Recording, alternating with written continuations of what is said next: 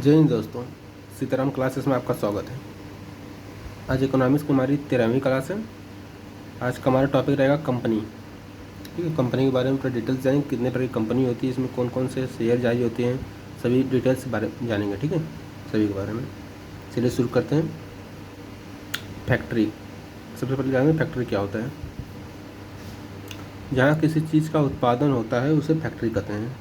अर्थात जिस स्थान पर या जिस क्षेत्र में किसी चीज़ का उत्पादन होता है उसे फैक्ट्री कहते हैं। ठीक है, और कंपनी किसे कहते हैं? जो फैक्ट्रियों का संचालन करता है उसे कंपनी कहते हैं। ठीक, और जो फैक्ट्रियों का संचालन करता है उसे कंपनी कहते हैं। प्रोप्राइटर कंपनी क्या होता है? किसी भी कंपनी का सिंगल यूजर ऑनर जो होते हैं प्रोप्राइटर कंपनी कहता है। अगर सिंगल ऑनर है किसी कंपनी का तो प्रोप्राइटर कंपनी कहलाएगी। ठीक है, इसमें जीएसटी और आईटीआर दोनों देना होता है। इसमें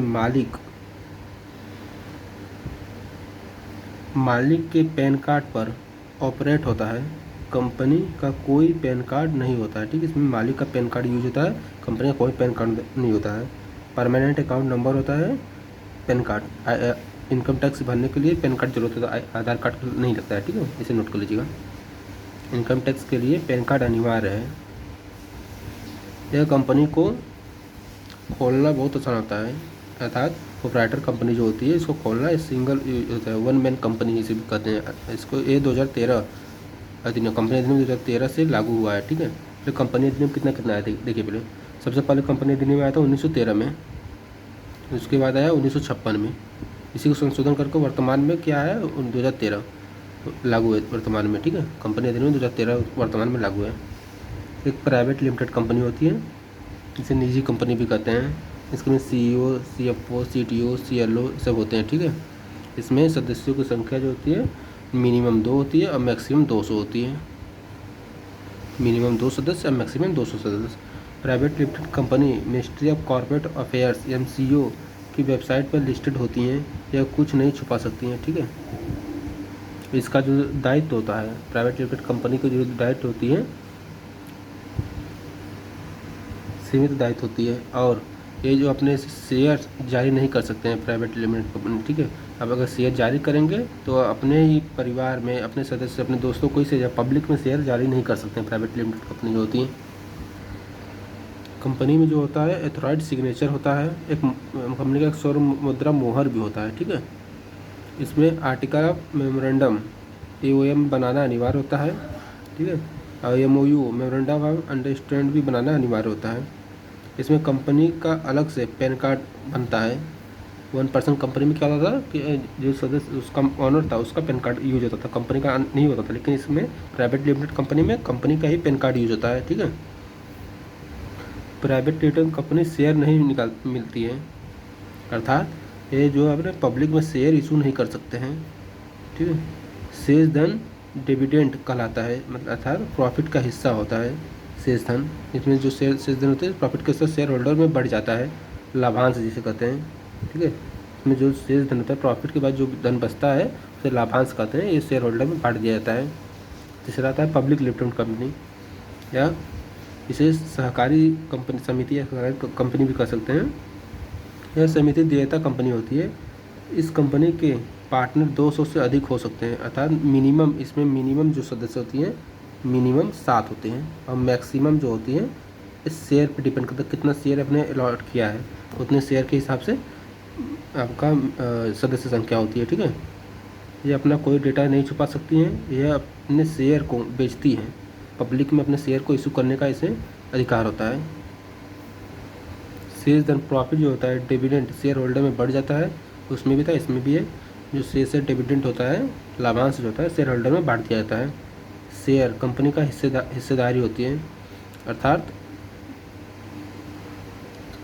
इसमें देखिए पहले शेयर क्या होता है। जो कंपनी में शुरुआत में जो पूंजी होती है एथोराइज्ड कैपिटल जो होता है उसी का छोटे छोटे भागों में लोगों को बांट दिया जाता है और लोगों से उसके बदले में पैसे ले लिए जाते हैं, इसी को शेयर कहते हैं। यानी पूंजी का एक छोटा सा हिस्सा होता है शेयर। ठीक है, जैसे देखिए इसमें 10% ज़्यादा का तो बोर्ड मेंबर होंगे और 50% रहेगा तो एमडी कहलाते हैं। जैसे 1 लाख कंपनी का वैल्यू है, ठीक है, आपने 10 रुपये का एक शेयर है तो जारी करते हैं तो नंबर ऑफ शेयर कितना हो गया 10,000। ठीक, मान लीजिए ए ने 200 शेयर बाई कर लिए और उसका वैल्यू कितना होगा, मल्टीप्लाई 10 से करेंगे, 200 मल्टीप्लाई 10 करेंगे तो इक्वल टू कितना आएगा 2,000 वैल्यू का शेयर पा गए मिस्टर ए। और इसका 2% ऑफ शेयर कंपनी में इनका हिस्सा कितना होगा 2%। ठीक है।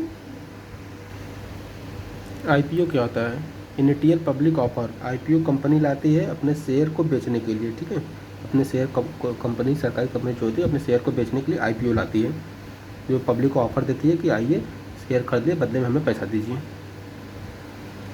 सेबी, सेबी क्या है, security and exchange board of India है, इसका फुल फॉर्म है security and exchange board of India. पूरे शेयर मार्केट को कंट्रोल करती है। सेबी क्या होती है, शेयर मार्केट करती है, आरबीआई के अंडर में कार्य करती है सेबी। ठीक है, इसमें शेयर मार्केट में क्या क्या होता है, स्टॉक मार्केट इसे कहते हैं। इसमें बीएसई और एनएसई दो है। ठीक है, शेयर मार्केट में बीएसई और एनएसई बॉम्बे स्टॉक एक्सचेंज और नेशनल स्टॉक एक्सचेंज दो कार्यरत करती हैं कंपनियां। इसमें बीएसई के अंदर 30 सेंसेक्स का आंकड़ा रोज़ जारी किया जाता है और एनएसई के अंदर 50 निफ्टी। ठीक है, निफ्टी कहते हैं इसे और सेंसेक्स उसे कहते हैं। निफ्टी ये होता है एनएसई और सेंसेक्स बीएसई होता है। ठीक, एनएसई में 50। ठीक है, इसमें 1500 प्लस कंपनी रजिस्टर्ड है एनएसई में। ठीक, नेशनल स्टॉक एक्सचेंज इसका फुल फॉर्म है एनएसई का। बीएसई में कितने हैं, 5000 से ज़्यादा कंपनियां इसमें रजिस्टर्ड है। और बीएसई जो है पूरे एशिया का सबसे पहला स्टॉक मार्केट है, नोट कर लीजिएगा। एशिया का पहला स्टॉक मार्केट बीएसई है, Bombay stock exchange.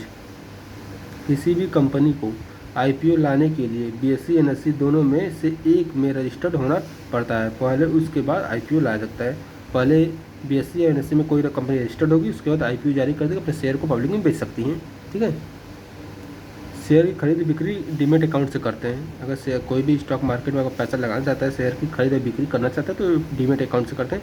In normal saving account होता है, उसके उसी के आधार पर पैन कार्ड लगाकर डीमेट अकाउंट खोला जाता है।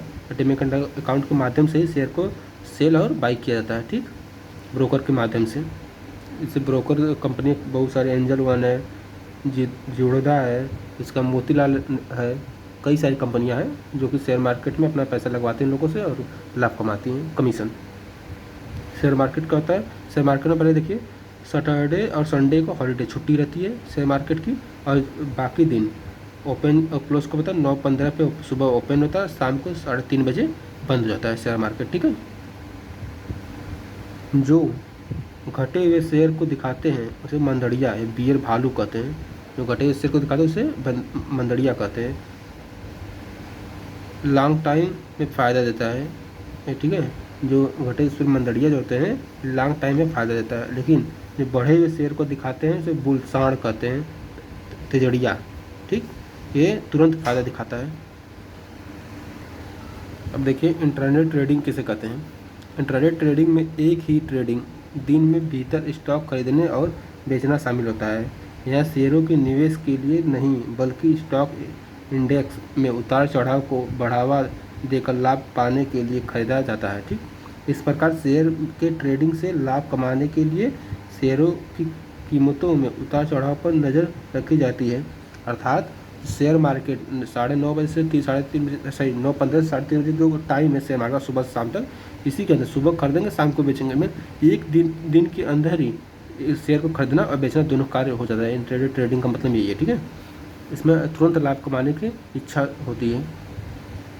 इनसाइडर ट्रेडिंग किसे कहते हैं, जब कंपनियां की गुप्त सूचनाओं को कंपनी के ही अंदर से लीक कर दिया जाता है तो इसे इनसाइडर कहते हैं, इनसाइडर ट्रेडिंग कहते हैं। इनसाइडर ट्रेडिंग पर सेबी ने बैन लगा दिया है, ये एक अपराध है। अर्थात कंपनी का शेयर कब ऊपर जा रहा है कब नीचे जा रहा है, कंपनी के ही अंदर के लोग जो बाहर के शेयर मार्केट में जो लगाते हैं पैसा उसको लीक कर देते हैं, तो यही होता है इनसाइडर ट्रेडिंग, ये एक अपराध है।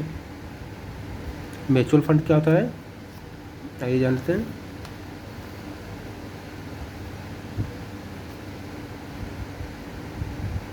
पारस्परिक निधि एक प्रकार का सामूहिक निवेश होता है।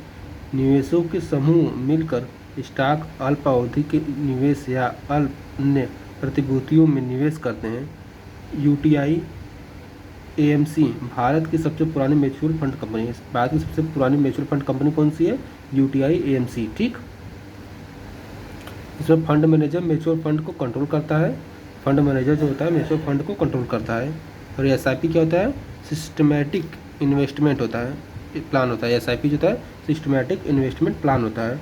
मंथली, क्वार्टरली, ईयरली जमा करना होता है इसमें पैसा, अर्थात मंथ में करिए या 3 महीने पे करिए या फिर सीधे 1 साल में करिए, इसमें पैसा जमा कर मिनिमम 500 रुपये जमा करना होता है। यही एसआईपी जो होता है, एसआईपी में आप पैसा जमा करते हैं, ये सीधे म्यूचुअल फंड में जाता है। म्यूचुअल फंड सीधे शेयर मार्केट में पैसा लगाता है, ठीक है। शेयर मार्केट से लाभ कमाता है म्यूचुअल फंड, और वही लाभ हम लोग को एसआईपी के माध्यम से दे देता है। चार्ट के माध्यम से समझ लो पहले। और सबसे ऊपर क्या है? सेबी।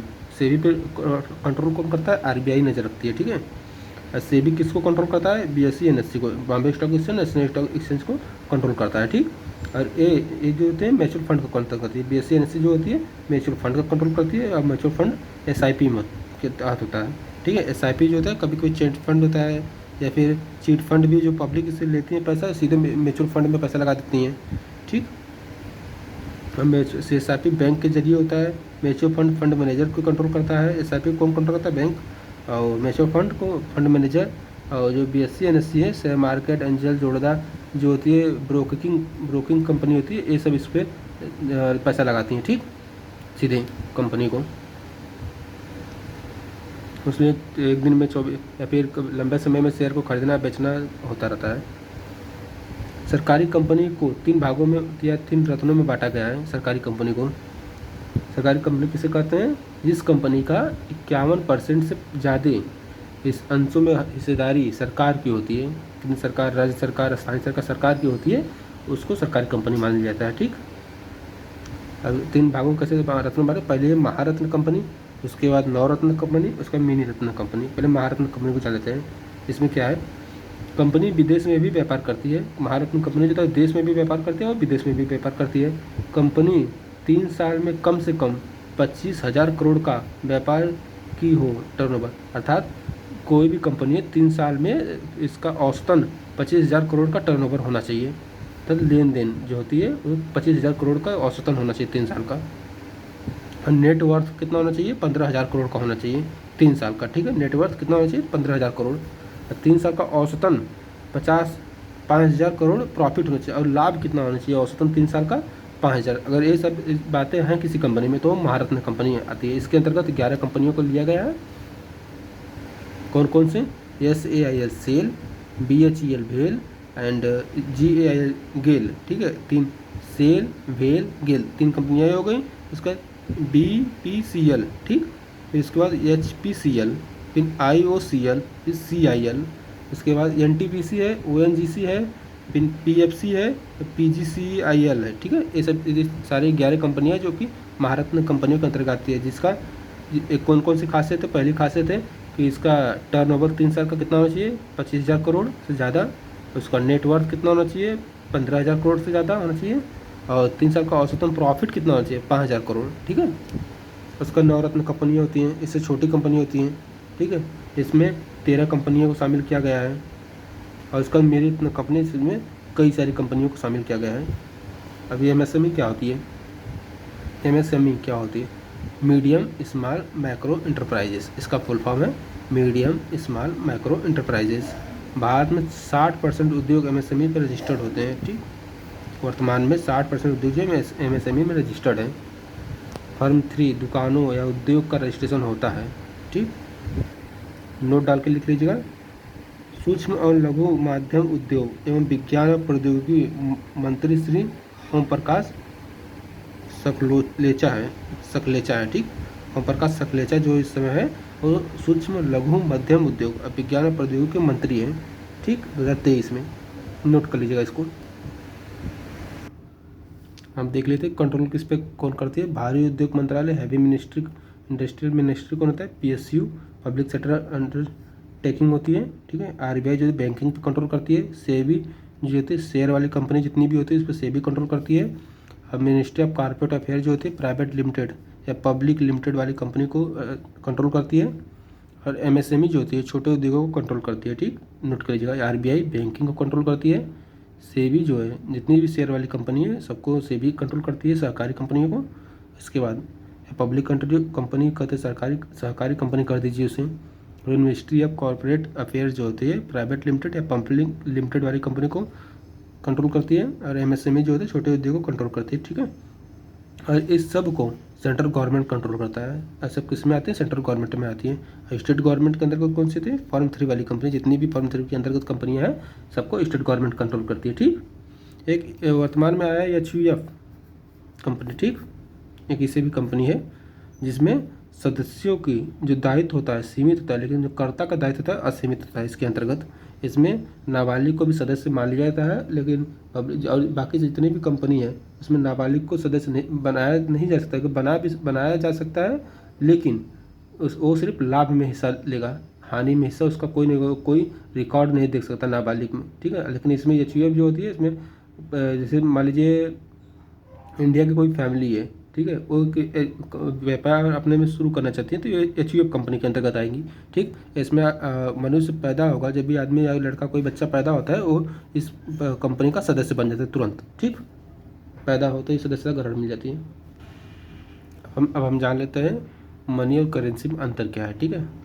पहले इसे जाना मनी और करेंसी में अंतर क्या होता है। पहले ये बहुत इंपॉर्टेंट टॉपिक है, नोट कर लीजिएगा इसको। मनी में इंटरनल वैल्यू होता है, ठीक है, इसमें आंतरिक मूल्य होता है मनी में, जिसे गोल्ड, सिल्वर एटसेट्रा।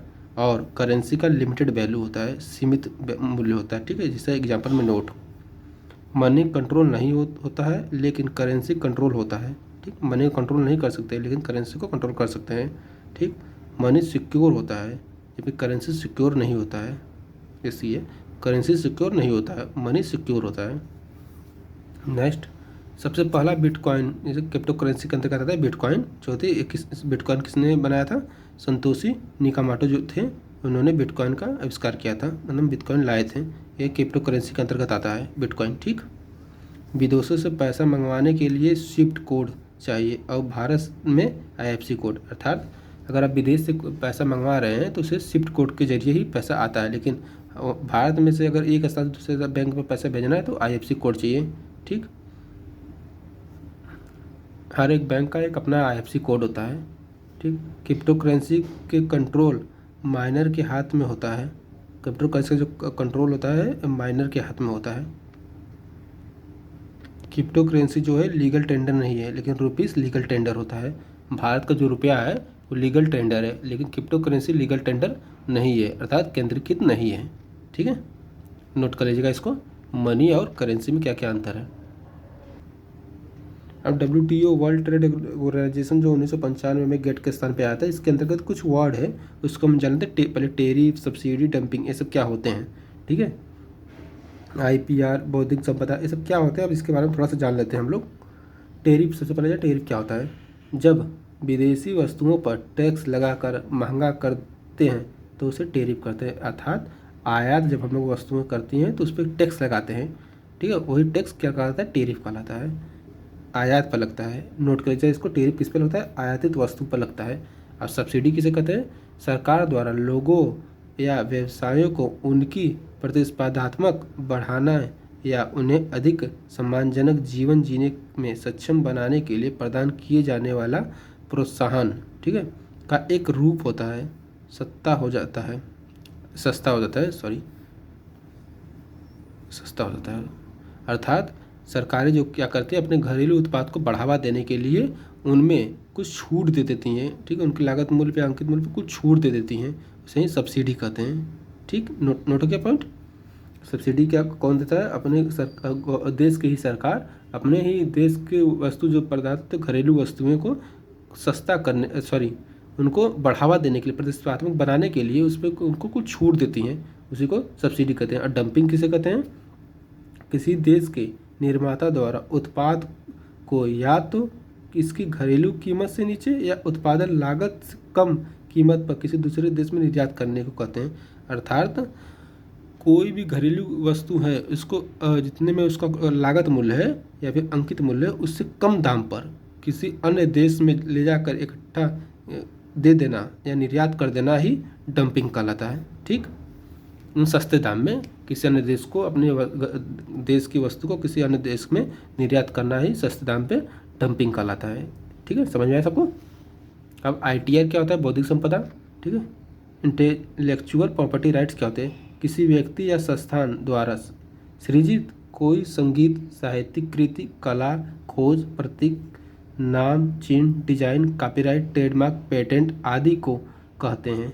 जिस प्रकार कोई किसी भौतिक धन फिजिकल प्रॉपर्टी का स्वामी होता है, उसी प्रकार कोई बौद्धिक संपदा का भी स्वामी होता है। ठीक, जैसे प्राइवेट में कोई मतलब कोई घर है, कोई संपत्ति, उसका कोई जैसे स्वामी होता है, इसी तरह डिजाइन प्रॉपर्टी इसका भी कोई स्वामी होता है। इसी को बौद्धिक संपदा कहते हैं। WTO की बैठक में वित्त मंत्री भाग लेते हैं, इसे नोट कर लीजिएगा, नोट डालकर।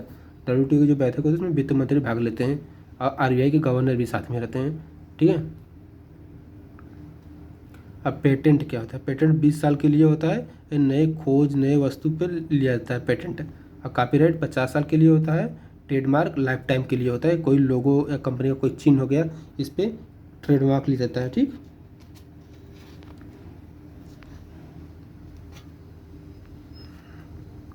अब इन सब की रक्षा भारत में व्यापार और वाणिज्य मंत्रालय करती है। ठीक है, इस जितने भी बौद्धिक संपदा है इस सब की रक्षा जो कौन करता है? भारत में व्यापार और वाणिज्यिक मंत्रालय करते हैं। विश्व में कौन करता है? WTO करती है। ठीक, मतलब अपने देश के स्तर पर इंडिया में व्यापार और वाणिज्य मंत्रालय जो मंत्रालय के मंत्री हैं इस पर नज़र रखती हैं, इसका रक्षा करती हैं। और जो अगर विश्व स्तर पर देखा जाए तो WTO वर्ल्ड ट्रेड ऑर्गेनाइजेशन, जिसकी स्थापना 1995 में हुई थी, जिनका मुख्यालय जेनेवा में है, ये रक्षा करती है। ठीक है, WTO फ्री ट्रेड एग्रीमेंट पर नज़र और बढ़ावा देती है। जो फ्री ट्रेड एग्रीमेंट होता है उस पर WTO नज़र देती है। ठीक है, एक मार्क क्या होता है? एग्रीकल्चर से संबंधित, ये आगे हम पढ़ेंगे।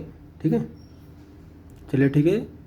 अगर क्लास पसंद आई हो तो लाइक, सब्सक्राइब, शेयर जरूर करिएगा और जितने भी नोट्स हैं सबको अपने हाथ से अपने कॉपी पर लिख कर उसे पढ़िएगा। ठीक है, जय हिंद।